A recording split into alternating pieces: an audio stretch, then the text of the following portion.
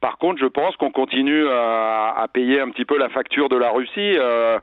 J'ai lu Gareth Southgate il y a quelques jours dire combien c'était difficile aussi pour les clubs anglais et notamment pour Tottenham, qui avait énormément de demi-finalistes du mondial, pour pouvoir les aligner, pour pouvoir les mettre en forme, pour qu'ils ne se blessent pas.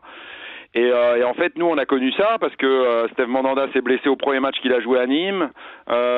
N'oublions pas que nous, on avait un finaliste de plus, et c'est Douye Tchaleta-Tsar qui est arrivé beaucoup plus tard que les autres. Et pour un joueur arrivant dans un nouveau club, c'est pas évident par rapport à l'intégration. Et puis Adil s'est blessé aussi contre Francfort en Europa League. Le seul, même si en ce moment il est un petit peu en délicatesse aussi, avec un talon, c'est Flo.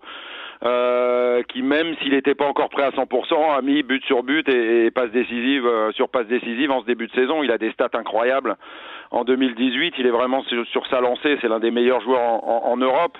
Donc le seul qui est passé un peu travers les gouttes, c'est Flo, mais Nabil Fekir s'est blessé.